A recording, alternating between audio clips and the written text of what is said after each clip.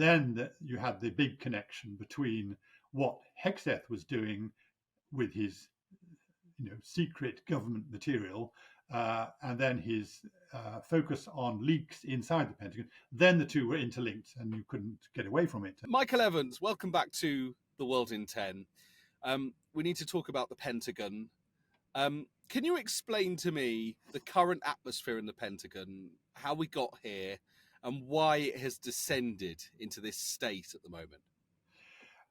Well, I think it started probably almost the first day that Pete Hegseth was confirmed by the Senate as the President Trump's first, maybe only, but who knows, defense secretary. He was an unusual choice. His background, although he served in the Army National Guard, his sort of principal fame, if you like, is as a fairly high-class presenter on Fox News. So it was an unusual appointment. The second thing was that Trump had made it clear that he wanted to turn the Pentagon upside down.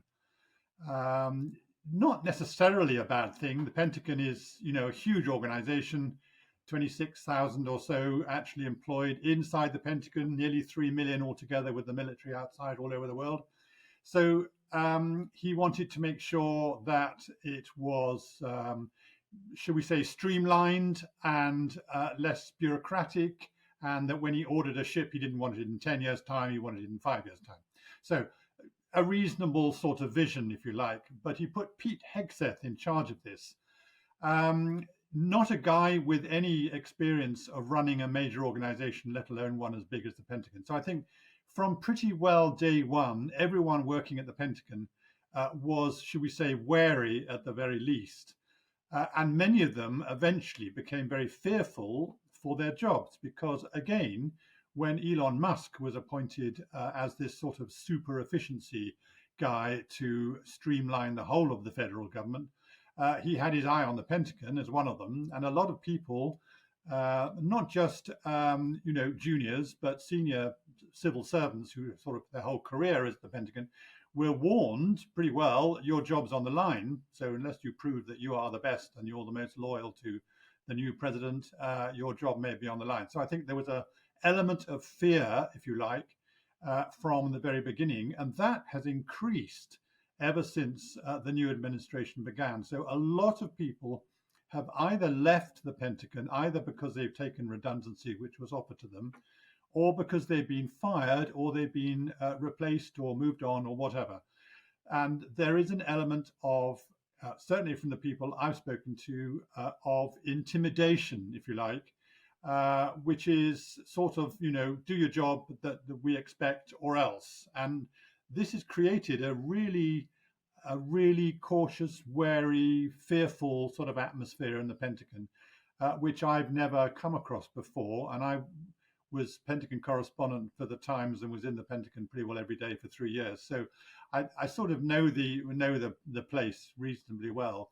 So I think this is what's happened. And very recently, I think another element has grown into the Pentagon, and that is a sort of paranoia, because the people at the top, that is Mr. Hegseth downwards, but particularly Pete Hegseth, is afraid that a number of people, senior people, have been leaking against him, or just leaking classified material to the media, which of course is not allowed. Now, leaking goes on all the time in Washington. It's one of the things that I've always been amazed by, that some of the major newspapers like the New York Times, produce the most staggering classified information and put it on the front page. So it's not particularly unusual, but for the present administration particularly, this is anathema. And I think what happened in the last week or so is that Pete Hegseth decided that some of his top people were actually doing the leaking, and so he fired them. So 3 people were summarily fired. And then, strangely, his chief of staff, who I thought he was very, close to, he removed, and his chief press spokesman was also removed. So 5 people, all in top jobs, have been removed. And I think that sort of fear element has that sort of sauntered down all the way through the ranks. And remember also that one of the very first things that President Trump did, with Pete Hegseth obviously obliging him, was to remove the chairman of the Joint Chiefs, General Brown, and also the head of the Navy, and who's a woman. And this all created again this element of insecurity and instability, and that's what we've got today. How much is all of this linked, or potentially even maybe about hiding the fact that Pete Hegseth is himself being inspected by the Pentagon's Inspector General over these two signal chats where, he says not him, but some sensitive information about airstrikes on the Houthis was leaked? Well, I mean, in many ways it's linked completely, and in other ways it's not. It's a side issue, if you like, because signal messaging or not, what's going on is what's going on in the Pentagon. So it would have happened anyway and would continue to happen anyway. But for Pete Hegseth, of course, the signal saga, if you like, is of course embarrassing because although I don't think it was necessarily his fault the first time round, because the journalist who was inadvertently invited to attend and to listen in to all these text messages or watch them, read them, it wasn't his fault. It was somebody else. It was the National Security Advisor who has openly said, yes, it was my fault. So that was unfortunate. Then the second signal chat involved Pete Hegseth's wife and his brother and his personal lawyer. The last two, by the way, both of whom actually work in the Pentagon, so there's a degree of authenticity there, if you like. But what is strange to me, certainly, is that in both the signal communications, incredible amount of detail about the potential or the imminent attacks on the Houthis was produced. And I don't really see why that was necessary. The chat with the national security officials could have said, yes, we're all set to go in 2 days' time, and we aim to do this X, Y, Z. Instead of which it actually had, the planes, what the planes will be, they'll take off at a certain time, they will do this particular target. That seemed to me to be an extraordinary amount of detail for everyone to get involved in. And of course, that made it that much more embarrassing when it was listened into by and read by the editor-in-chief of the Atlantic magazine, who, of course, it's like being given a golden egg. I mean, what do you do with it? You either throw it away or you open it up. And he basically couldn't resist, obviously, writing a story about it. He did it reasonably cautiously, but the fact is that it all came out in the end, and all the major newspapers ran it big.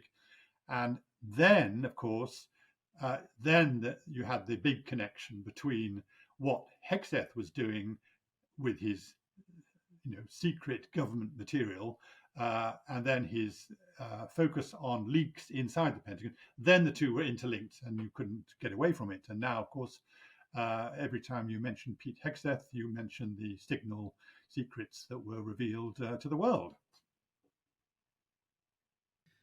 I'm finding it difficult to separate the two, of course, because he is trying to weed out intelligence leakers, and maybe is an intelligence leaker himself. But let's talk specifically about those that he is fighting against. I mean, the Pentagon are intelligence sharers with legitimately so with their partners, their international partners. But of course, that intelligence is worth nothing if it reaches adversaries. I'm just wondering, he must be right in some ways to try and weed this out, isn't he? I guess, yes. Obviously, it's important. Intelligence has to be kept within the need-to-know circle, as they say, so that, obviously, if it all is blasted out on the front pages of the New York Times or the Washington Post, every time the Pentagon or the White House decides to send an aircraft carrier somewhere, then this is very bad news. I mean, as you rightly pointed out, there are very, very close intelligence sharing arrangements particularly between the so-called members of the so-called Five Eyes Club, which of course includes the United Kingdom. I have to say, I mean, two things. First of all, the release of information about the attacks on the Houthis did not take place before they actually happened. So it wasn't a leak in that sense. It all came after the attacks had happened. So I think that's quite important to make that point. But the second thing is that obviously this intelligence sharing family is crucial and has been crucial for so many, many decades.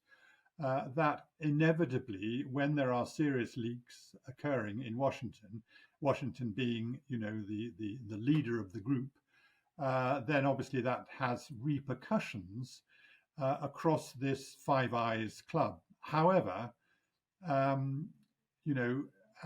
this club, as I said, has been in effect for many decades, and the personal relationships between the heads and lower down of all the intelligence services between these five countries. So that's America, Canada, New Zealand, Australia, and the United Kingdom.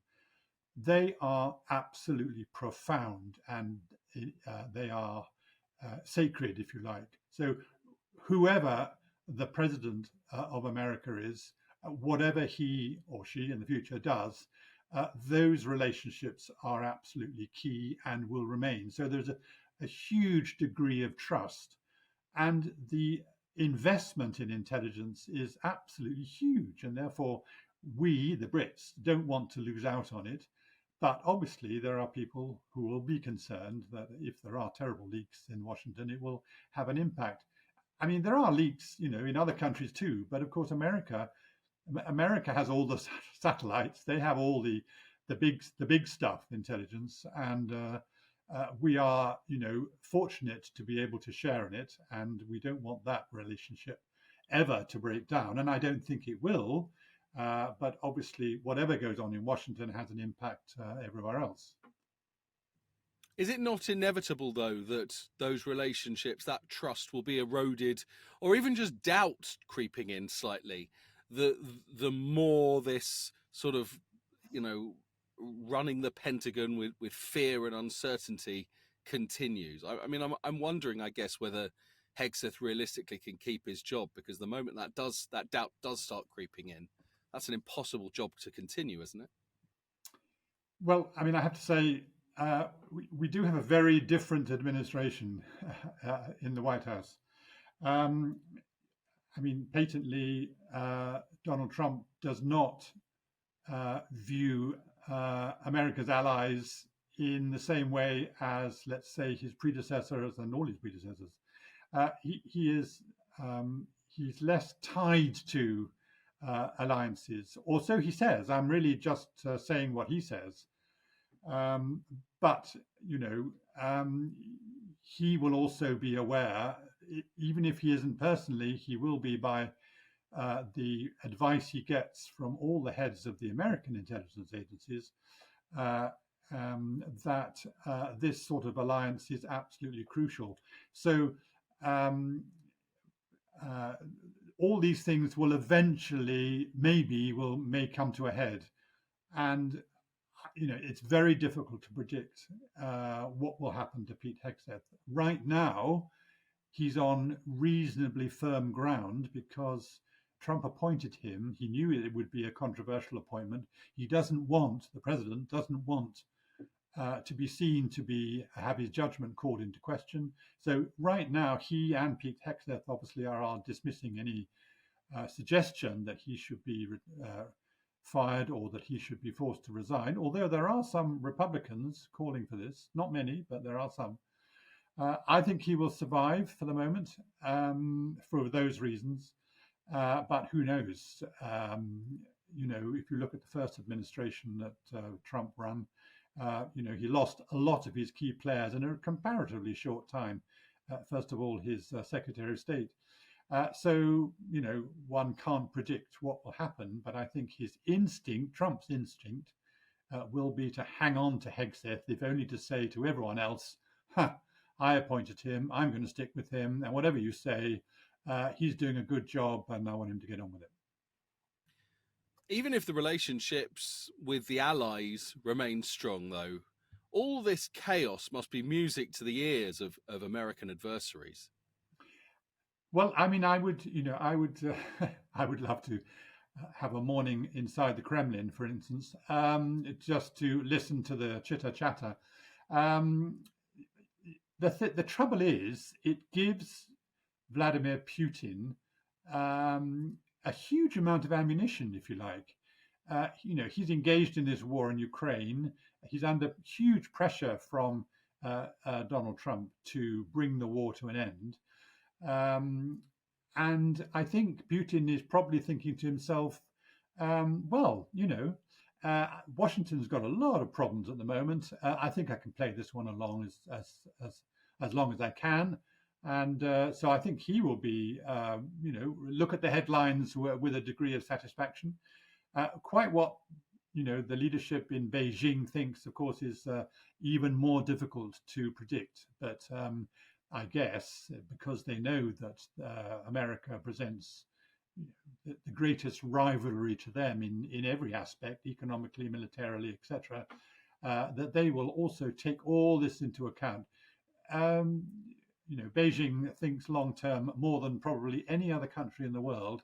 So they won't be jumping up and down thinking that they can take advantage of the chaos that's reigning in the Pentagon. They're not going to do that. But I think they will look at it and say, this is all what we think goes on in a democratic world. And thank goodness we don't have a similar system.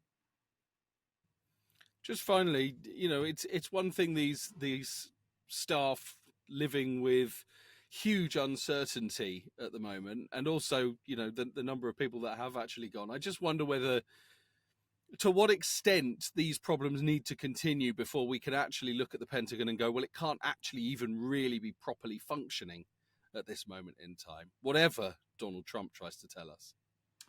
It's a bit like the American economy, isn't it? I mean, at the moment, the American economy is suffering chaos. According to the vision of Donald Trump, this will all work its way through the system, and eventually it will make America great again. The economy will shoot up, businesses will flourish, and jobs will increase. And it's the same sort of feeling, I guess, with the Pentagon. You have to start with chaos, they may say, before you reach the sort of goal that you want. And I think that's what he has in mind for the Pentagon. Let's get rid of, 10% of the people, the workforce that don't do a lot. I don't know whether that's, I'm sure everyone works very hard, civilian or military, but that's probably their thinking. The trouble is that Pete Hegseth has said that his main objective is to return the Pentagon to being a warrior force. By that I mean the military.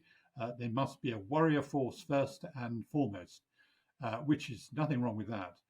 And I think if he can achieve that, if he can achieve really good recruitment to the armed services, and the Pentagon settles down a bit, they lose what they call legacy weapon systems that aren't any good anymore, and saves a lot of money, but makes the American military a lot more potent, powerful, and with better weapons. Then I think they will turn to the rest of us and say, you see, this is what we want to do. Okay, you have to have a bit of chaos before you have stability and we reach our objectives. But there's obviously a danger that they won't be able to achieve that. Likewise, with the economy, there's a danger with this tariff war that Trump won't be able to achieve what he wants to achieve, and he'll have to back down. He's already, to a certain extent, done that anyway. Let's see what happens with the Pentagon. But the Pentagon is also, as is politics is everywhere, is about personalities. And if the personality of Pete Hegseth continues to cause this sort of concern inside the Pentagon, then I think it's possible that this great objective of theirs won't be reached. And then President Trump might say, right, let's bring in a new broom to get it changed and get back on course. But I think that's not imminent.